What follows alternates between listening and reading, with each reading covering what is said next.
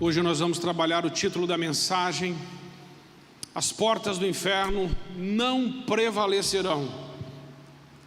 Mateus capítulo 16, 13 a 20 diz: E chegando Jesus às partes de Cesareia de Filipe, interrogou seus discípulos dizendo: Quem dizem os homens ser o Filho do Homem? E eles disseram: uns João Batista, outros Elias, outros Jeremias, ou um dos profetas. Disse-lhes ele: E vós, quem dizeis que eu sou? E Simão Pedro respondendo disse: Tu és o Cristo, o Filho do Deus vivo. E Jesus respondendo disse: Bem-aventurado és tu, Simão Barjonas, porque tu não revelou a carne e o sangue, mas meu Pai que está nos céus. Pois também eu te digo que és Pedro, e sobre esta pedra edificarei a minha igreja, e as portas do inferno não prevalecerão contra ela. E eu te darei as chaves do reino dos céus, e tudo que ligares na terra será ligado nos céus, e tudo que desligares na terra será desligado nos céus. Então mandou os seus discípulos que a ninguém dissessem que ele era Jesus, o Cristo. Amém. Jesus está em Cesareia de Filipe.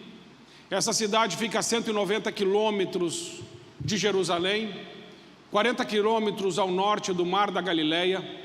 É uma cidade de misticismo, sincretismo religioso, superstições religiosas. Em Filipe, nessa cidade de Cesareia, tem templos ao deus pagão que se chama Pan, culto a Baal, e um templo que Herodes ergueu para César Augusto. Portanto, uma cidade de muito sincretismo, de muita mistura, de muita confusão na religiosidade. É esse o lugar que Jesus escolhe para fazer a pergunta. E a primeira pergunta que ele faz é: quem dizem os homens ser o Filho do Homem? E aí os apóstolos vão dizer: Senhor, alguns dizem que o Senhor é João Batista, outros que o Senhor é Elias, outros que o Senhor é algum dos profetas, outros que o Senhor é Jeremias. Havia uma confusão, uma grande confusão no meio do povo. Eles não sabiam quem era Jesus. E hoje também há uma grande confusão no meio do povo. Muitas pessoas não sabem quem é Jesus. Vão à igreja, mas não conhecem a Jesus. Vão aos cultos, aos templos, mas não conhecem o Cristo, o Deus vivo. Jesus também estava assim no meio do povo, caminhando, operando sinais, maravilhas, curando, restaurando vidas. Mas o povo não sabia dizer ao certo quem ele era. Hoje é assim. Existem hoje muitos cristãos que estão indo às igrejas com a motivação errada, com a doutrina errada, com o pensamento errado. Estão indo às igrejas e estão sendo enganados, muitas vezes também por falsos mestres. Hoje existe, irmãos, fiquei sabendo disso essa semana, e isso muito me entristeceu, que existe uma igreja que está vendendo feijão para curar Covid. Feijão. E tem gente comprando. O que mais me assusta não é aquela bênção miserável vender feijão. O que mais me assusta é o povo comprar de R$100 a R$1.000 um feijão. Pelo amor de Deus, isso é uma ignorância sem tamanho, irmãos. Sem tamanho. Falsos mestres com falsas doutrinas, e o povo aderindo a essas bobagens. Não sabem quem é Jesus. Ele é o Todo-Poderoso. Mas eles vão dizer assim: o povo diz que o Senhor é João Batista. O povo estava acreditando que João Batista poderia ser Jesus. O povo estava acreditando que Jeremias nasceu de novo, ressuscitou de alguma forma, ou reencarnou. Veja o misticismo. Não entendem. João Batista não pode ser comparado a Cristo. João Batista prepara o caminho, Jesus é o caminho. João Batista batiza com água, Jesus batiza com fogo. Jesus é maior que João Batista. Ele disse: é necessário que ele cresça e eu diminua. Jesus não é Elias. Elias foi um grande profeta, matou os 850 profetas de Baal e Azerá. Um homem de oração, poderoso em oração, um grande profeta, mas não pode ser comparado a Cristo, porque ele só matou 850 profetas. Jesus, quando foi entregue na cruz por nós, triunfou sobre Satanás, seus demônios e todo o inferno, triunfou sobre eles na cruz e despojou-os e os humilhou na cruz. Jesus é muito maior do que Elias. Jesus é maior que Jeremias. Jeremias apontava para a nova aliança e Jesus inaugura a nova aliança no seu sangue. Portanto, Jesus não é João Batista, não é Elias, não é Jeremias e não é nenhum dos profetas. Jesus é o Filho de Deus, o Criador do universo, o Todo-Poderoso, a nossa força, o nosso escudo, o nosso Salvador e a nossa rocha eterna. Tem pessoas que vão à igreja e não sabem quem é Cristo, mas no meio dessa confusão, vem uma revelação, e a revelação vem a Pedro, e Pedro diz: tu és o Cristo, porque Jesus pergunta: e vocês, quem dizem que eu sou? E ele diz: tu és o Cristo, tu és o Filho do Deus vivo. E em cima dessa revelação, Jesus Cristo faz uma declaração, e eu digo assim, ele diz: Pedro, tu és pedra, mas sobre esta pedra edificarei a minha igreja. Dito isso, irmãos, o primeiro ponto que eu quero abordar desta mensagem é que as portas do inferno não prevalecerão, porque Jesus é o fundamento da igreja. Ele disse assim: Pedro, tu és pedra. Então vamos pegar esse versículo. E disse a Simão Pedro disse a ele: tu és o Cristo, tu és o Filho do Deus vivo. E ele respondeu: e bem-aventurado és tu, Simão Barjonas, porque não te revelou nem o carne nem o sangue, mas meu Pai que está nos céus. Pois também eu te digo que tu és Pedro, e sobre esta pedra edificarei a minha igreja. Jesus é o fundamento da igreja. Ele está dizendo: Pedro, tu és pedra. A palavra Pedro no grego é Petros. Petros é fragmento de pedra. Quando Jesus diz para Pedro: Pedro, tu és pedra, ele está dizendo: Pedro, Petros, fragmento de pedra. Ou seja, ele está apontando para a vulnerabilidade de Pedro. Ele está dizendo: Pedro, você é uma lasca de pedra. Pedro, você é um pedaço de pedra. E aí Jesus diz assim: e sobre esta pedra edificarei a minha igreja. Primeira coisa que precisamos entender: a igreja de Jesus Cristo não está edificada sobre Pedro. A igreja de Jesus Cristo está edificada sobre Ele mesmo. Porque ele diz assim: Pedro, Petros, Pedro, você é pedra, você é um fragmento de pedra, mas eu, Pedro, sobre esta pedra.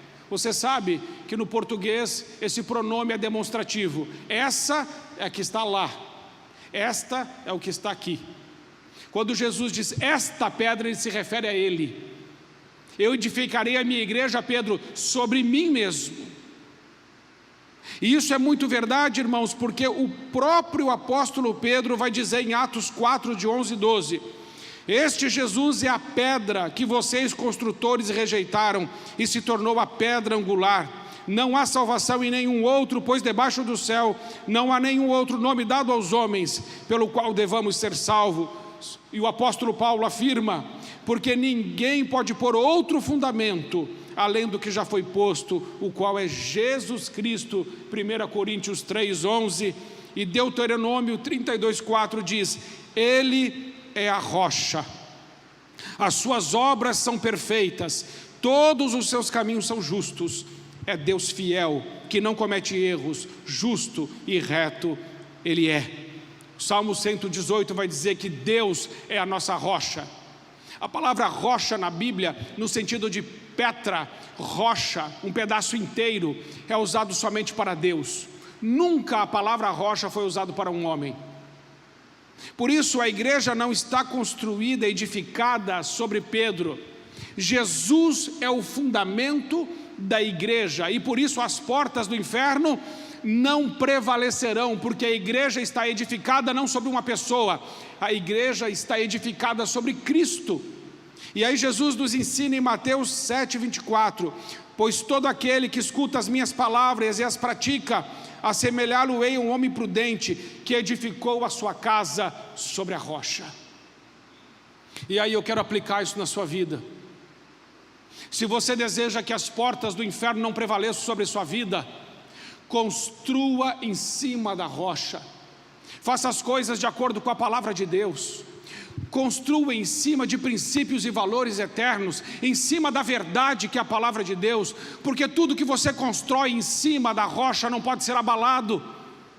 Mas aquilo que é construído em cima da areia, que é para impressionar os homens, que é por ego, que é por orgulho, que é por vaidade, que é para gastar nos nossos deleites e nos nossos prazeres, que é fruto dos nossos desejos, das nossas paixões, essas coisas todas serão abaladas e destruídas, não prevalecerão.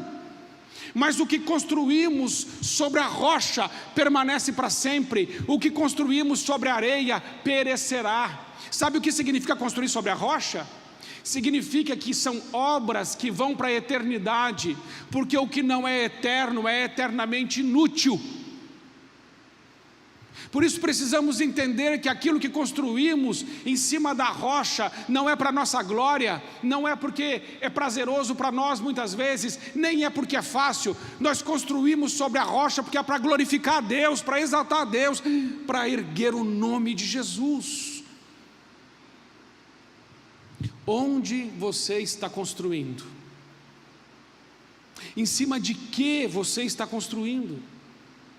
Construa sobre a rocha, porque os ventos virão, as tempestades virão, os rios virão, e darão contra a construção sobre a rocha, mas ela não cairá, porque ela é o fundamento da igreja.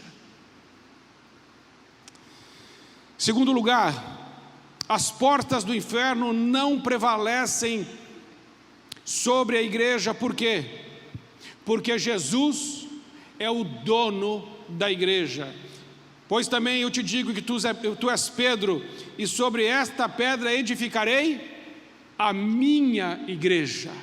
Jesus está dizendo: a igreja não é dos homens, a igreja não é de pastor, a igreja não é de bispo, a igreja não é de apóstolo. A igreja tem dono, e quem comprou a igreja foi Jesus Cristo, e Ele a comprou com o seu sangue no Calvário.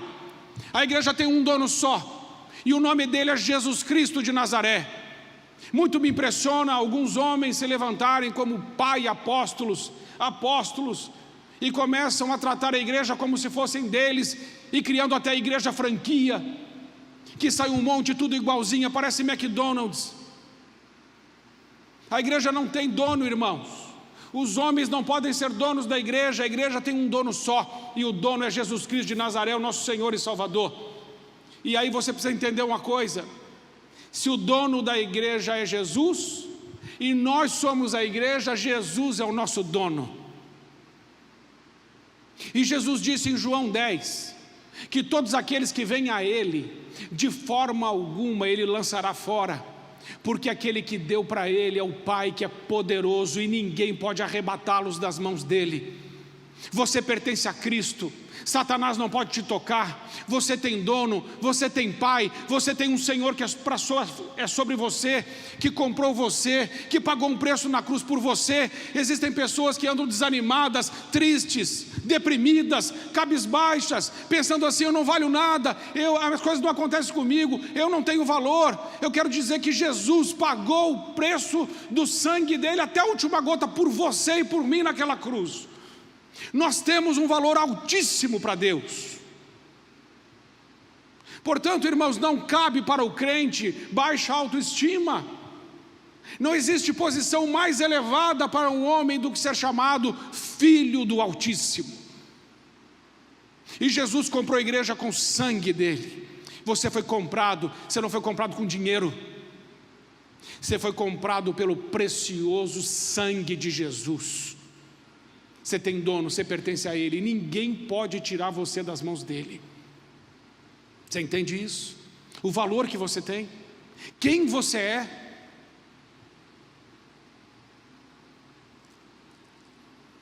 Atos 20 e 28, olhai, pois, por vós e por todo o rebanho, sobre o que o Espírito Santo vos constituiu bispos, para apacentardes a igreja de Deus, que ele resgatou com o seu próprio sangue.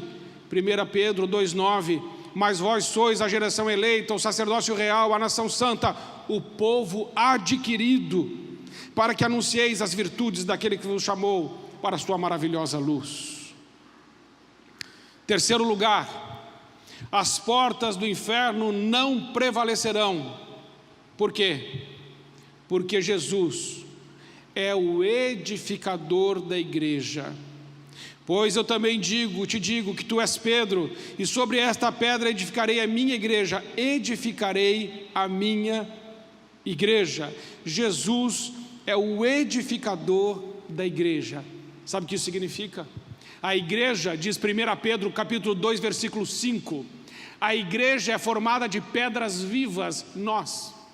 O templo místico de Cristo é todos os cristãos reunidos, formam a igreja mística de Cristo, que significa pedras vivas. Deus edificou a igreja dele. O que isso quer dizer? Deus te encontrou. Não foi você que encontrou Jesus. Jesus não estava perdido, quem estava perdido era você e eu. Ele nos encontrou. É Ele que acha o perdido. E em um determinado momento da sua vida, Deus te encontrou. E Ele te encontrou e Ele está edificando a igreja dele. E quando Ele te encontrou, você não conseguiu resistir, porque a graça de Deus é irresistível. Jesus disse que quando fosse elevado à cruz, Ele atrairia muitos a Ele. E dentre desses muitos está você. Deus te atraiu. E Ele edifica a igreja dele através da sua vida. Lembra quem você era antes de Cristo? E agora quem é você depois de Cristo? Quando Cristo nos encontra, a nossa vida muda. Nós somos edificados como a igreja de Jesus para glorificar a Jesus. Quem é a igreja de Jesus não busca a glória de homens. Quem é a igreja de Jesus busca a glória de Deus e para Deus. João capítulo 6, versículo 15, quando Jesus multiplicou os pães, os homens se reuniram e falaram assim: vamos forçá-lo agora e vamos tornar Jesus rei. Mas a palavra de Deus diz que Jesus saiu do meio deles e foi para um lugar afastado para orar, porque Jesus não queria a coroa dos homens. Existe muito crente hoje que está lutando, trabalhando e fazendo de tudo para receber coroa de homens. Os homens quiseram dar coroa para Jesus e Jesus disse não, porque a coroa que eu vou receber é do meu Pai que está nos céus. O apóstolo Paulo diz que há uma coroa para todos aqueles que amam a vinda do Senhor Jesus, para que todos aqueles que são dele. Você é de Deus, Deus tem uma coroa para você, mas você precisa buscar as coisas do alto e não as coisas da terra. Jesus rejeitou a proposta de ser feito rei aqui na terra, porque ele tinha uma missão muito clara no seu coração. Eu quero dizer que Deus tem uma missão para a tua vida, Deus tem um propósito para a tua vida, e não tem a ver com as coroas que os homens querem dar, não tem a ver com necessidade de reconhecimento, de autoafirmação, tem a ver com glorificar a Deus com a nossa vida, sendo igreja de Cristo, edificada por Ele, para a glória dEle. Muitos homens se perdem aqui, quando outros vêm com a proposta de coroá-los. Agora nós vamos te coroar, Jesus. Olha que sedutor. Agora nós vamos te fazer rei, Jesus. Olha que coisa fácil de você cair. E Jesus não cedeu à sedução, não cedeu aos elogios, não cedeu ao calor do momento, e saiu do meio deles todos e foi orar. Muitas vezes, irmãos, nós vamos orar quando tudo está muito ruim, mas Jesus foi orar quando os homens tentaram encher o ego dele. Ele não aceitou, ele manteve o foco. Mantenha o foco. Cuidado com os elogios dos homens, cuidado com as propostas dos homens, cuidado com as coroas desse mundo, porque algumas coroas que esse mundo quer nos dar podem nos roubar a coroa celestial. que o Senhor preparou para aqueles que permanecerem fiéis até o final. E ainda, Jesus é o edificador da igreja. Preciso lembrar você o Salmo 40. Esperei com paciência no Senhor e Ele se inclinou para mim e ouviu o meu clamor. Tirou-me de um lago horrível, de um charco de lodo, e pôs os meus pés sobre uma rocha. Firmou os meus passos e pôs um cântico novo na minha boca, um hino ao nosso Deus. Muitos o verão e temerão e confiarão no Senhor. Não era assim na nossa vida? Estávamos num charco de lodo e de lama, afundados no pecado, mas um dia o Senhor veio, Ele nos tirou desse lamaçal do pecado, colocou os nossos pés sobre uma rocha, que é o Deus Pai Todo-Poderoso, firmou os nossos passos, porque andávamos desgarrados, como ovelhas que não sabiam para onde estavam indo, perdidos, e colocou um hino nos nossos lábios, um louvor ao nosso Deus. Louvado seja Deus, que edifica a sua igreja por meio de sua graça irresistível. Mas em quarto lugar, as portas do inferno não prevalecerão. Por quê? Porque Jesus é o protetor da igreja. Pois eu também te digo que tu és Pedro, e sobre esta pedra edificarei a minha igreja, e as portas do inferno não prevalecerão contra ela. Jesus não é só dono, não é só o edificador, não é só o fundamento, mas Jesus é o protetor da igreja, e por isso as portas do inferno não prevalecerão.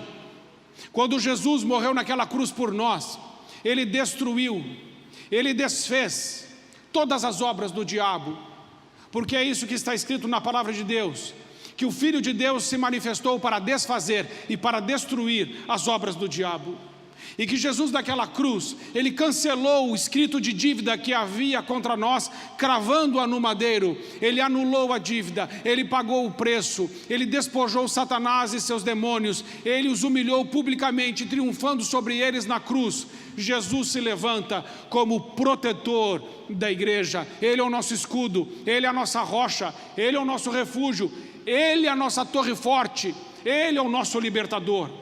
Nós temos o Senhor Jesus, o nosso protetor, por isso nós não precisamos ter medo, não precisamos ter medo.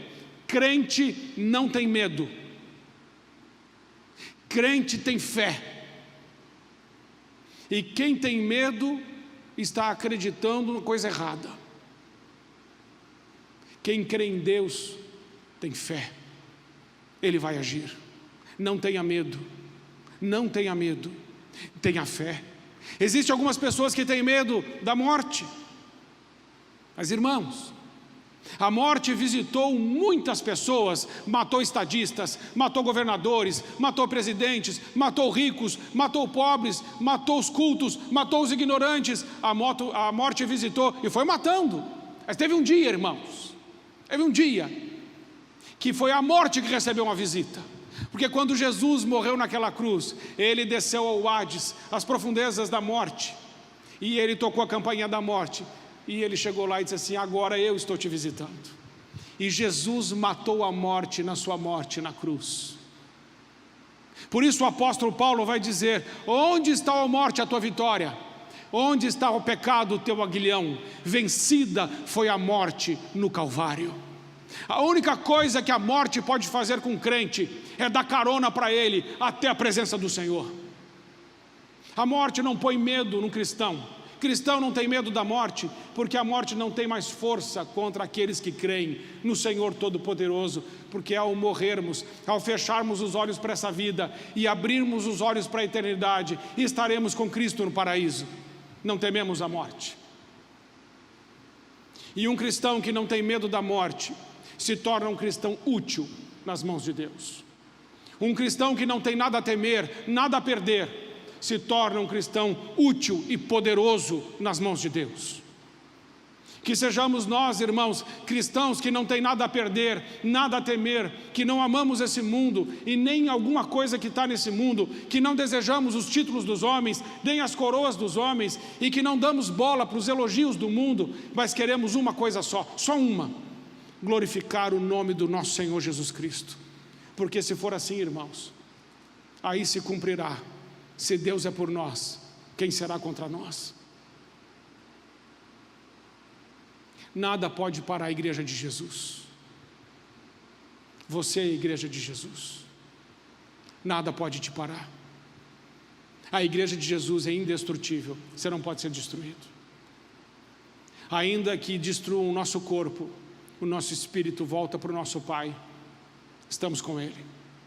Por isso o apóstolo Paulo diz: para mim o viver é Cristo, o morrer é lucro. Você sabe o que o diabo faz com um homem desse? Você já parou para pensar? O que o diabo faz com um homem desse? Ele fala assim: o diabo, para mim o viver é Cristo, então eu vou te matar. Ele fala: é lucro. Para mim o viver é Cristo e o morrer é lucro.